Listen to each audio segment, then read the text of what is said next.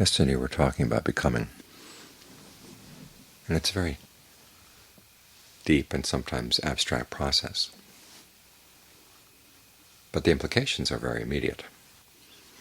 You do play a role in shaping your own identity, and you play a role also in shaping the world around you.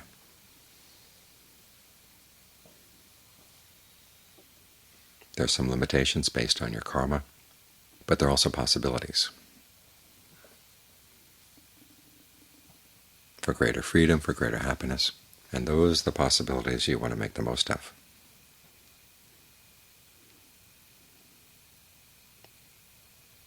This is especially relevant when you're leaving the monastery, going back home to meditate, and hopefully to practice. And there can be a strong sense of how the world out there comes rushing at you and doesn't seem to respond very much to what you'd like it to be. The trick here is to focus on the areas where you can make a difference, where you can create a better environment for your meditation, a better environment for your practice. And the practice itself, if you really do it in all of its dimensions, does create a different environment. In other words, you're not simply trying to squeeze your meditation time into the rest of your life, leaving the rest of your life as it was, but the way you approach your life as a whole creates the environment in which you practice. It's like grass growing up in a sidewalk. After a while it begins to create a crack, like the grass we have there on the asphalt roads. It creates a crack. It creates more and more space for itself. Even though it's surrounded by asphalt, it can live.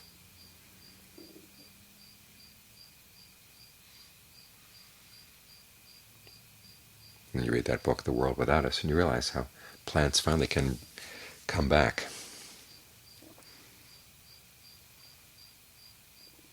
How the forest can take over, how the vegetable kingdom can take over in areas where there used to be just a lot of concrete and asphalt and nothing very promising. But by steady persistence and by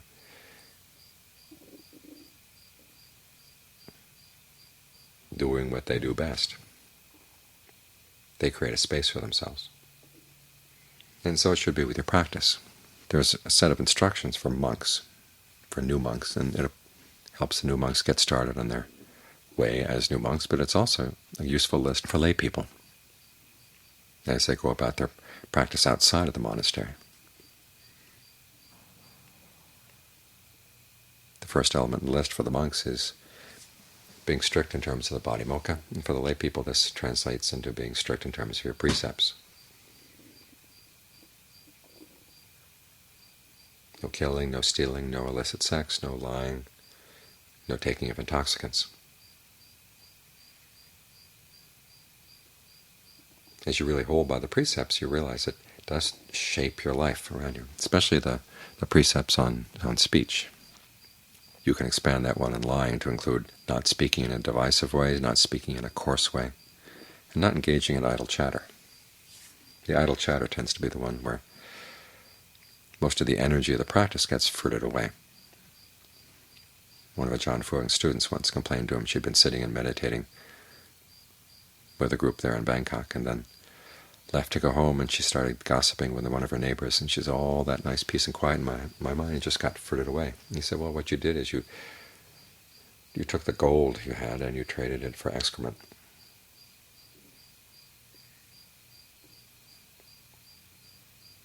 Because idle chatter just eats away, not only takes up your time, but also fills up your mind with all kinds of garbage that then you have to clean out the next time you go to meditate. So as you're at work, there's a certain amount of speech that does have to be used for social grease. But try to make it useful, and also have a sense of how much grease is needed. Many people spend their whole days just with nothing but grease all over the place. If it were an engine, it would all get gummed up. And the problem with social grease kind of speech, if you're really not paying attention to what you're saying, is you end up getting involved in other forms of wrong speech. Because that kind of idle chatter, by definition, you're not really paying much attention to your intention, why you're speaking. But if your intention is to put the other person at ease, to create a better atmosphere in the work environment, And keep that intention firmly in mind. When you realize that you've said enough for that purpose, okay, then you could stop. And you're going to be talking about other people in the workplace, to make sure that it's useful speech, that there's something to be gained from it. And critical speech can be useful. If you want to warn the other workers, well, you don't want to act in that way yourselves. But if it's to create a sense of us versus that person, or us versus those people, that's divisive chatter. That's another form of wrong speech, so you've got to be careful.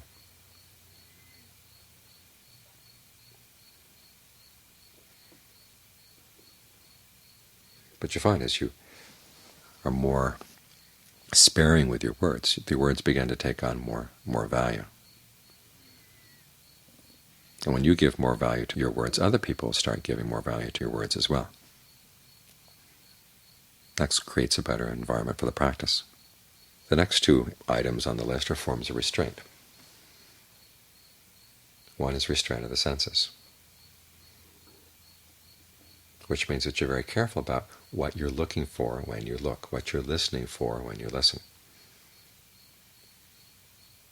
There's a common misunderstanding that restraint of the senses means you simply don't look, don't listen, don't smell, don't taste, don't touch anything, don't think about anything. But that's not restraint. That's imprisonment. You have eyes, you have ears, you've got to see, you've got to hear things. The question is, it's not just a passive process. The active side is, what are you doing? Why are you going out to look? Why are you going out to listen? Sometimes we're looking for something to get lust excited, or greed excited, or anger excited. So you have to be very careful about that.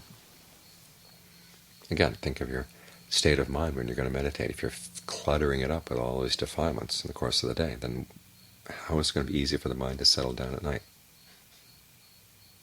Or early in the morning when you've taken your time to practice? Think of yourself practicing all day, keeping watch on what you're looking for. Are you looking for the purpose of greed, or are you looking for the purpose of discernment? Are you looking for the purpose of anger, or the purpose of discernment? Looking for the purpose of discernment means understanding what's going on in the mind, what sights, sounds, smells, tastes are useful, or what ways of looking for these things are useful, to gain a sense of dispassion, to gain a sense of equanimity. That kind of looking is fine. You can look as much as you want. The same with listening. You also might think of these reflections that we have on the requisites.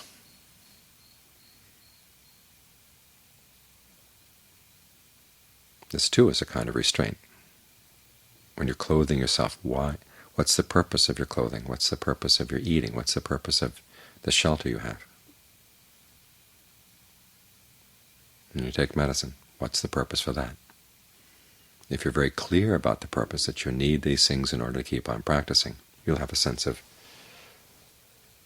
enough, a sense of what's just right. So you're not wasting your time getting more clothing than you need, getting fancier food than you need, getting a fancier shelter than you need. So the money that's wasted on excesses in that area can actually be turned to something more useful.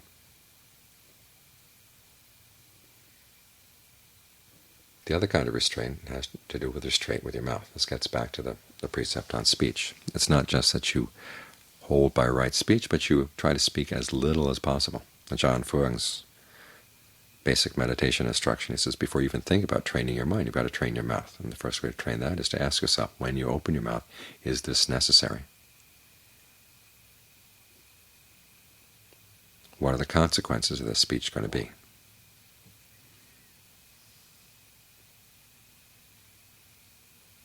There's that famous Peanuts cartoon where Lucy says, if you go around watching everything you say, you never get much said. Which is probably a good idea for most of us. A lot of the stuff we say is verbal pollution. The verbal pollution in this country right now is a lot worse than the carbon in the air or the other chemicals in the air. The verbal pollution can destroy a civil society. It can destroy a family. It can destroy a workplace.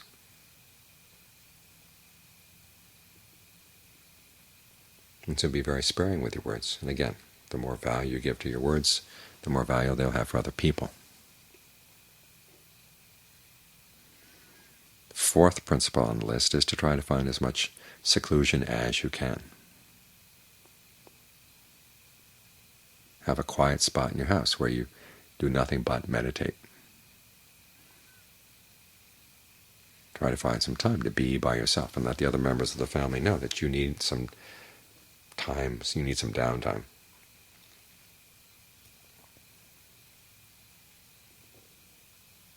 And this is a basic principle of any healthy relationship, is have some time outside of the relationship where you can be by yourself. Have a clear sense of where you are, what you really need. One of the sad things in our society is we don't have any rites of passage from going into childhood into adulthood, where you can go off and be by yourself for a while and think about what is really important to you. What do you really want to do with your life? All that instruction you received all along. There's got to be a time when you sit down and you sort it through. So even though we don't have that kind of rite of passage here, you can use the meditation, you can use your seclusion time to sort things through. Sort out this stuff you picked up in the course of the day, but beyond that, things you picked up from the past that have been sloshing around in your mind.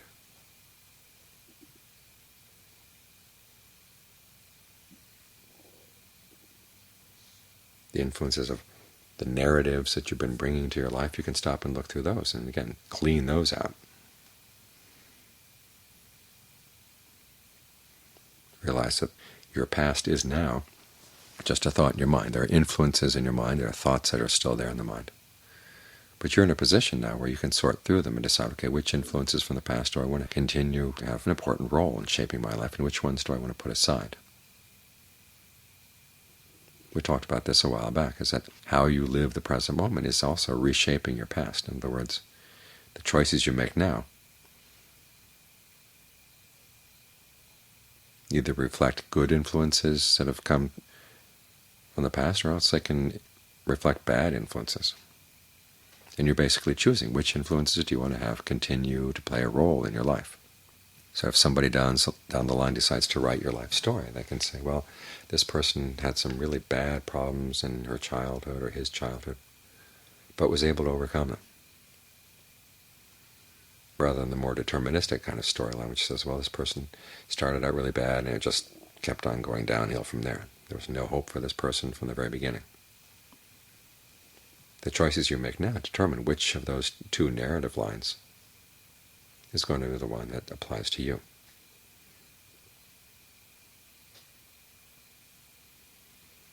And then the final principle is right view, straightening out your views about where true happiness lies, where true suffering comes from. I mean, living in this world is bound to have lots of suffering, but there are different levels of suffering and different types. The type that comes from the influence of your past karma, the type that comes from other people's actions, that's suffering outside of you. But there's also the suffering that you create by pulling these things in, through your craving, through your ignorance. And it's because ignorance is the source of the suffering that really does weigh down the mind. You want to make sure you straighten out your views. Because the ignorance, of course, is ignorance as to what is suffering and what is the cause of suffering. The fact that you're holding on to not only your body, but also to your feelings and your perceptions, your thought constructs, even the act of consciousness. All those are things that if you hold on to them, you cling to them, you're going to suffer.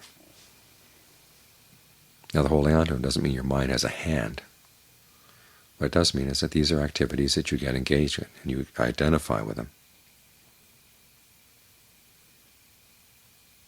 And when you can develop that sense of the observer, that peels these things away, and just simply watch them as events. And, oh, there is that event, and there's this event. When you put yourself in a position where you can choose which of these events are actually useful for the path and which ones are not, you get closer and closer to finding what is of core value, what the Buddha calls the heartwood of the practice, which is release. We call it release because on attaining it, you find yourself liberated from all the things that have worn you down, all the things you've been clinging to, and as you cling to them, you get stuck to them.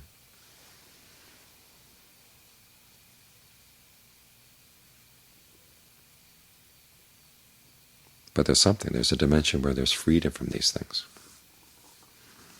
That's what we're peeling away to look for. When you realize that your true happiness doesn't have to conflict with anyone else's true happiness.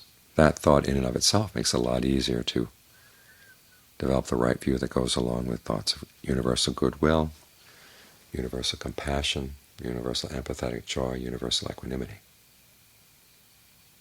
There's no reason to wish anybody ill. If you see anybody you're able to help, you're happy to help them. If you see people who are already happy, you're happy for them.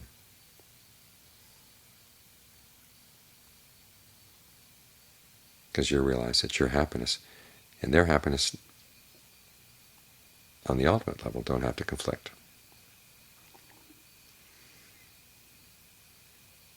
This, too, is an important element in creating that environment. Many times when the Buddha talks about trying to maintain your precepts and all the other aspects of the practice as you deal with other people, the nourishment for that determination to act skillfully is greatly strengthened by developing the Brahma Viharas. So try to make that part of your daily practice as well. Every morning when you wake up, thoughts of goodwill for everybody, without exception. Every night before you go to sleep, thoughts of goodwill for everybody, without exception.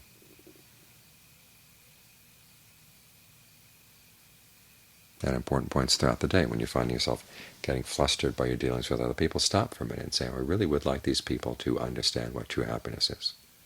It would be for their own good. I wish everybody could do that.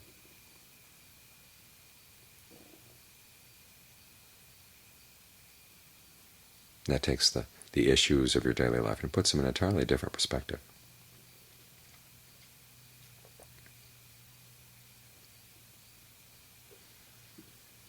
So try to take advantage of the fact that you can shape your environment.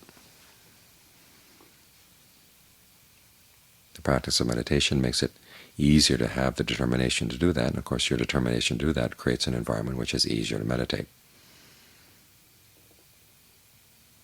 Years back when Ajahn Suwat was leading a retreat at IMS, the question came up is how do we bring the practice into daily life? And he talked about the 5 precepts.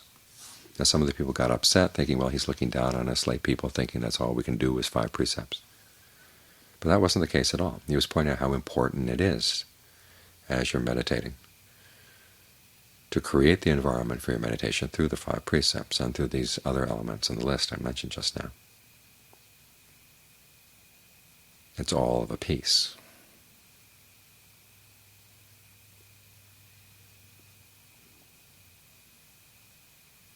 It gets back to that teaching on becoming, that your sense of who you are is very much connected by your sense of the world in which you live.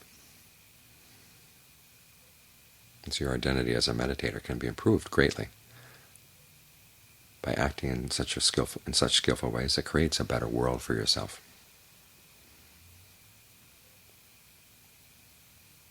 And it's one of the good features of the practice. As you create a better world for yourself to meditate in, you're also creating a better world for the people around you.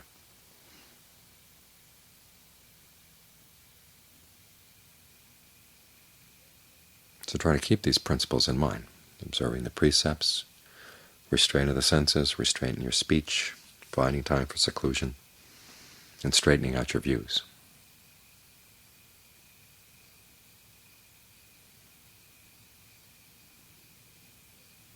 Those are the principles that get rid of the pollution in your environment.